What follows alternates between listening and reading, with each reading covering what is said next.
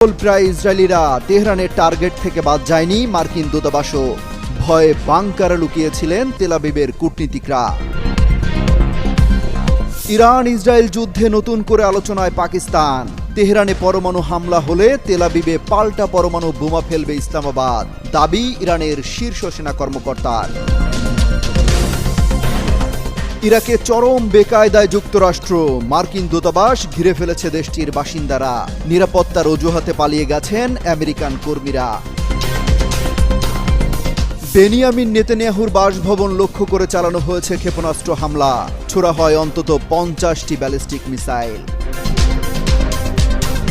আগের যে কোনো সময়ের চেয়ে ইরানে হামলার পরিধি বাড়াতে পারে ইসরায়েল, ভয় আর আতঙ্কে তেহরান ছাড়ছেন হাজার হাজার মানুষ। ইসরায়েলে ইরানের হামলার তালে তালে উল্লাসে মাতেন লেবাননবাসী, ইয়েমেন গাজাতেও চলছে উৎসব।